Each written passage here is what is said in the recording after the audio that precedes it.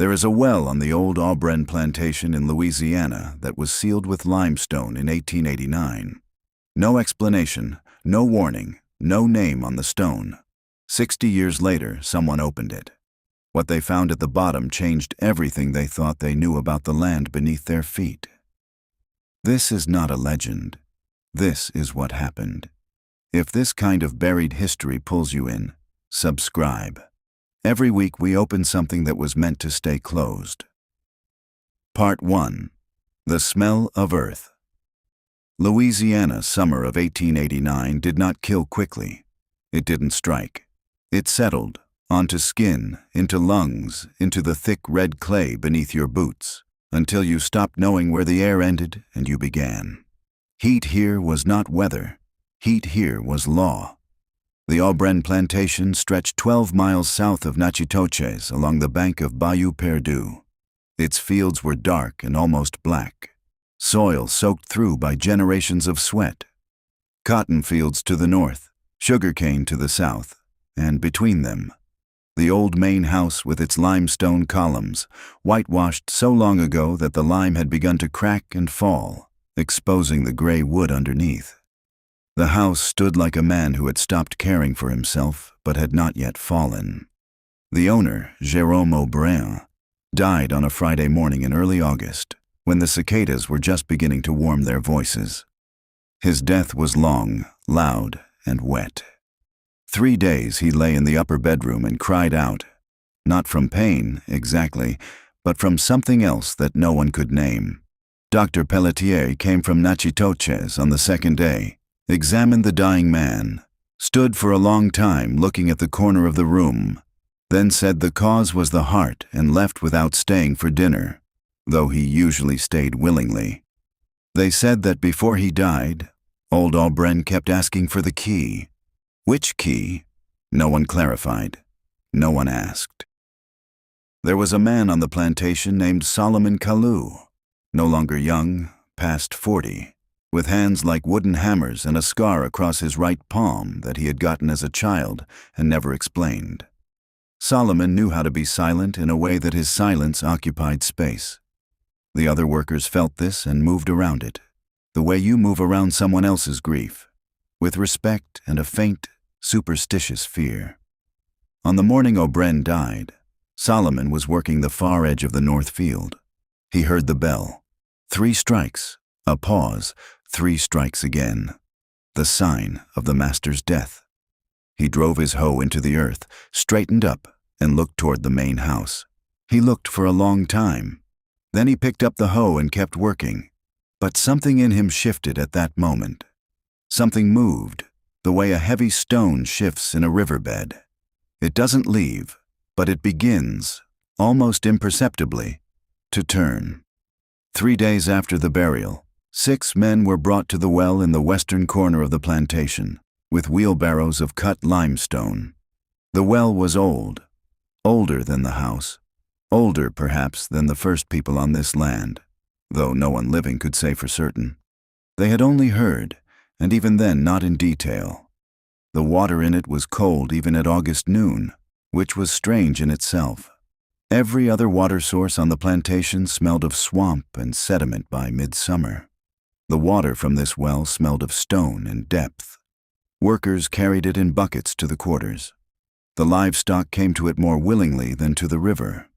Children sometimes hid at its edge during midday heat, leaning against the cool stones of the coping and breathing the freshness rising from below. And now they were sealing it. The overseer, Kruger, explained it simply. Order from the manager. Water contaminated, dangerous. People listened and were quiet, the way people are quiet, who have long been taught not to ask questions aloud. Only Solomon stood slightly apart and watched as the first course of flat gray stones was laid across the old timber frame. He watched with an expression that Kruger later described as wrong, though he couldn't explain what exactly was wrong about it. By evening, the well was closed. The stones lay dense without mortar, just the weight of one upon another. Earth was piled on top, tamped down.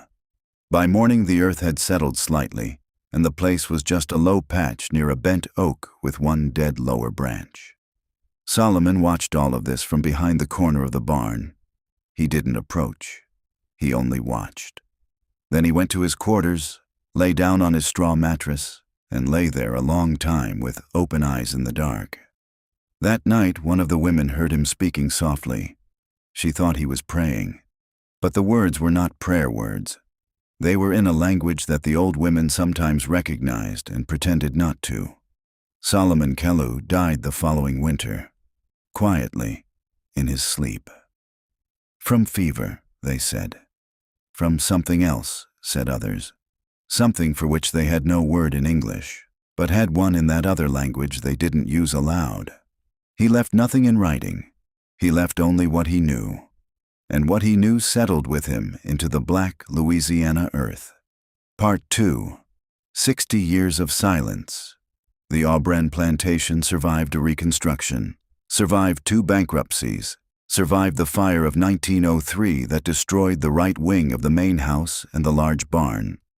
After that fire, the land passed to old Jerome's nephew, Felix Aubren, a man of ordinary talent and a good appetite.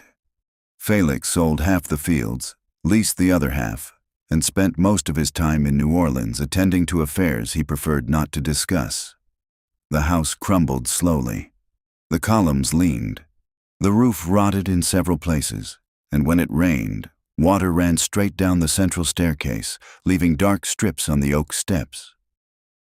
The bent oak at the western corner had grown enormous. Its roots had raised the ground around the old well into a hump, as if the tree were trying to push something upward, or press it down harder. Years passed. The people who worked the Aubren land changed. New families came, old ones left. Stories passed in whispers from grandmother to mother and mother to daughter gradually lost their details, collected new ones, became that indefinite something people call simply a wrong place. Without explanation, without precision.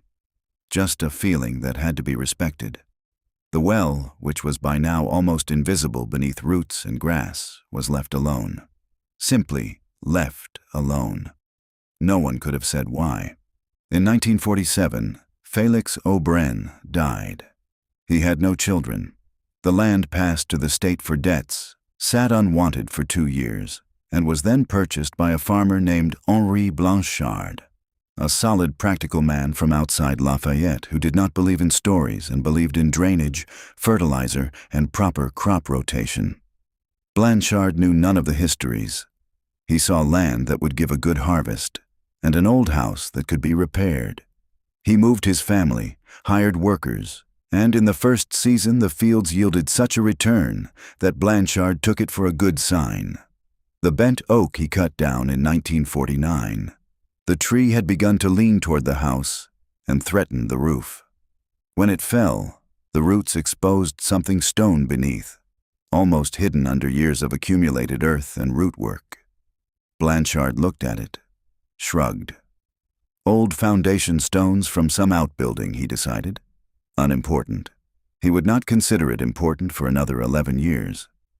In autumn 1949, a young woman named Clarissa Dupré arrived at the Blanchard farm, a schoolteacher from Natchitoches who was engaged in what was then called oral history, traveling to old farmsteads and writing down the stories of old people on paper, while those stories could still be written down.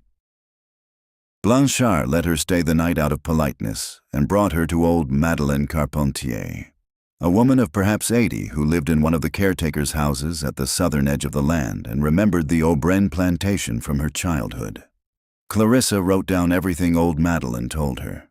Then she put the notebook in her bag, thanked her, drove home, and closed the notebook. She lived a long time afterward.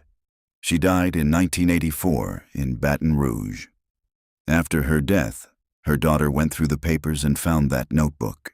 The daughter read it, put it back, decided this was a story no one needed, or a story needed too much by those who were no longer there.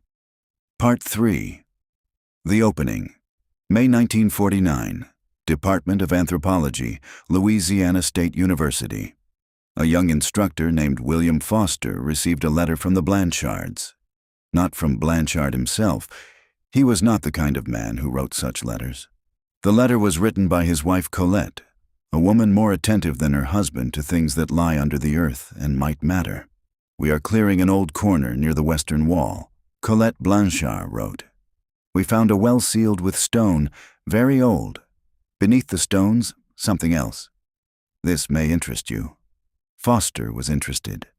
He arrived in early May with his student, Daniel Rousseau, a tall young man with a searching look and a habit of writing everything in a small notebook he kept in his shirt pocket. Rousseau was the kind of person who smells history before he has time to read it. They found the place without difficulty. The stump of the felled oak still showed pale in the cleared corner, and around it the earth was dark and raised by the roots. The stone coping emerged from this earth in an irregular circle, perhaps 4 feet across. "A well," said Foster, dropping to his heels and running a palm across the stones. "Cut limestone, not local. It was transported here. That means it was built intentionally, at cost." "When?" asked Rousseau, already opening his notebook. "No earlier than the 18th century, no later than mid-19th. By the coursing, probably mid. But that's a guess." Blanchard stood slightly behind them, hands in his work trousers. He looked at the stones without particular interest, but didn't leave. "My wife thought this might have historical value," he said. "I'm indifferent. I need to widen a drainage ditch there." "Give us a week," said Foster.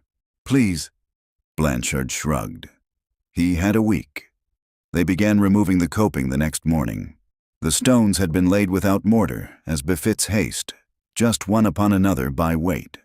But there were many of them. 7 or 8 courses, and each course carried evidence of intention. The people who did this wanted it not to be opened. Not soon, perhaps never. Rousseau worked methodically, lifting stone after stone and stacking them to the side.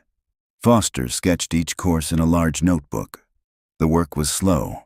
The May sun hung directly overhead, and by noon both men were soaked through. On the 3rd course, Rousseau stopped. "Professor," Foster looked up from his notebook. "Do you smell that?" Foster lifted his face and inhaled. Then he stood, came closer. From beneath the removed stones came something, not rot, not swamp, not the ordinary smell of an old pit. Something else. Cold and mineral, and under that cold something warm and dark, like the smell of old timber in a closed room. "Continue," said Foster quietly. On the 5th course they found a crack in the coping, small but through. Rousseau held a match to it. The flame bent. Air was coming up from below. It pulled faintly but steadily. That meant there was open space beneath. The well had not been filled with earth. It had only been covered from above, sealed. By the end of the 2nd day, the coping was fully removed. Before them opened a dark circle about 4 feet across, descending into darkness. The timber frame had rotted, but the stone lining held solid for the first 2 or 3 feet. Rousseau lowered a kerosene lantern on a rope. The walls descended. Water, if it was there at all, began somewhere far below. But just before the lantern reached the end of the rope, Rousseau saw, or thought he saw, something at the level of perhaps 12 feet below the surface. Something attached to the wall, or set into it. "We need to go down," he said. Foster looked into the dark for a long time. "Tomorrow," he said finally. "Not today." Rousseau didn't ask why. He couldn't have said why the relief he felt in that moment was so sharp. Part 4. What was inside? That night Foster did not sleep. He lay in the room Blanchard had given him. Small, low-ceilinged, with one window that faced the western corner of the yard. The well was not visible from the window, but Foster felt it there, beyond the dark outline of the outbuildings. Felt it the way you feel an open door behind your back. Can't see it, but know it. He thought about the coping. The stones had been laid without haste, not hurriedly, not in panic, but methodically, course by course. This was the work of someone who knew exactly what he was doing, and did it thoroughly. Someone had spent time ensuring this would not be opened. Why? Contaminated water. That was what Kruger said in 1889. But you don't seal water with limestone in 7 courses. You fill it, you mound it, you put up a warning. 7 courses of limestone is not a warning.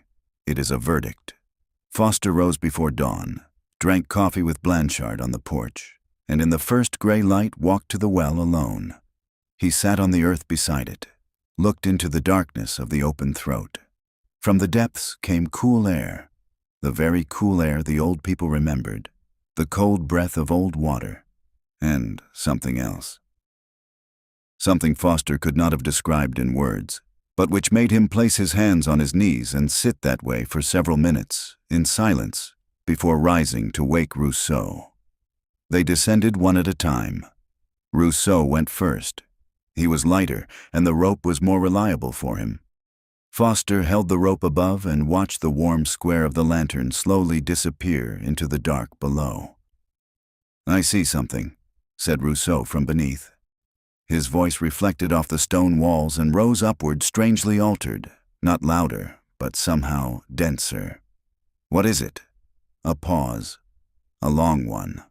"A ledge," said Rousseau.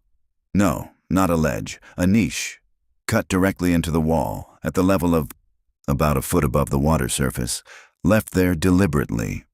"What's inside?" Another pause. Rousseau was doing something down there. Foster could hear careful movements, a soft scrape. "A tin box," said Rousseau at last. "Soldered shut, not corroded, or nearly not. The cold preserved it." Another silence. "And beside it, cloth. Several layers of fabric rolled together." "Don't touch the cloth." "Already touched it, Professor. There are names here." Foster felt his breathing change. "How?" "The cloth is stitched, with thread. Names, many names, small but legible. Someone embroidered them onto the fabric." Rousseau was quiet. "There are many of them. Very many." The tin box had been sealed with solar, rough but sound. They opened it in Foster's room by the light of 2 lamps. Blanchard stood in the doorway and watched. Inside, oiled leather. Beneath the leather, paper. Several pages, written in a small, firm hand. The ink had darkened, but the text was readable. Rousseau read aloud, slowly. It was a diary, or something like a diary, without dates, almost without names, but with details that made the air in the room feel thicker. The author referred to himself only by 1 letter, S. Solomon. Foster decided immediately, though he could not prove it. Simply, Solomon. S. wrote about the master, not with hatred, which surprised Foster, but with a cold, exhausted knowledge. He wrote about what had happened in the house during the last years of Jérôme Aubrin's life, events that had begun roughly 10 years before his death, when the master first allowed onto the plantation a certain doctor, whose name in the diary had been carefully crossed out. The doctor had brought instruments and notebooks. The doctor was interested in certain people. He selected them by criteria that S. described precisely. Strong, with even breathing and no signs of illness, young or middle-aged. Those selected were brought to the lower building, a small brick outbuilding at the western edge, long out of use. Some came back, wrote S. Most did not. Those who did not come back were recorded as gone in the papers, transferred to other plantations, dead of illness, run away. Officially. On paper. In truth, they stayed at the western corner, in the earth, without names, without crosses. And to the well, the doctor came regularly. S. had seen this several times. The doctor would come early in the morning or late in the evening, lower a bucket, bring up water, study it, write something down. The well was important to him. Why, S. did not understand. But he felt it, important no less than the people. The last entry in the diary was short. The master is dead. They will seal the well. I will put this here together with the names of those who did not return. Let at least the names be where the well was. Part 5. The names. The cloth bearing the names was the most important thing. Foster and Rousseau spent the whole evening over it. The fabric was coarse cotton, workman's cloth, not a dress. The embroidered threads had come apart in a few places, but most of the names had held. Rousseau copied them into his notebook as Foster called them out letter by letter, slowly, in good light. 23 names. Just names, no surnames, no dates. Names as they exist for people who have no documents. Joseph, Adèle, Claude, Marie-Louise, Pierre, Cécile, Jean, Boniface, Dorothea, Élie, Rachel, Anselme, Corinna, Titus, Agnès, Samuel, Béatrice, Eustace, Flora, Seneca, Delphine, Osias, Mélanie. 23 people. Rousseau saw over the list a long time. Then he looked up at Foster. "What do we do with this?" he asked. "First, document it properly," said Foster. "Bring in historians, archivists. Check the plantation records, whatever survived. Compare the names with what's in the state collections. And then," Foster was quiet for a moment, "then we tell people. That's the only thing you can do 60 years later." Blanchard, who had been sitting in silence in the corner of the room listening to all of this, stood up. He was paler than usual. "This was on my land," he said quietly. "All this time, on my land." "It was here long before you," said Foster. "That doesn't change the fact that the land is mine."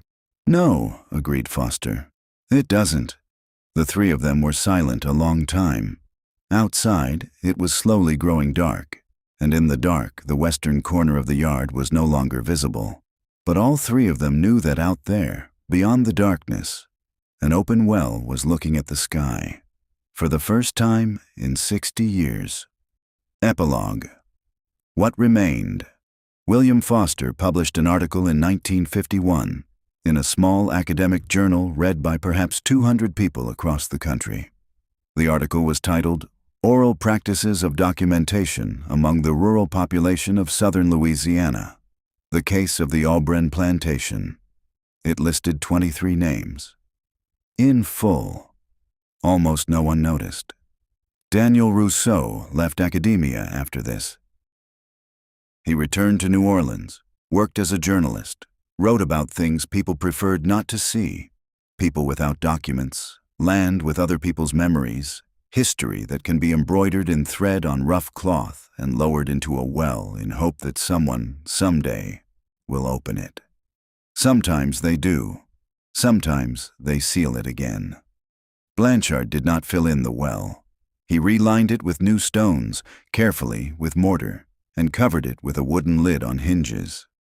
He set a small wooden post beside it and nailed to it a board. On the board were written 23 names.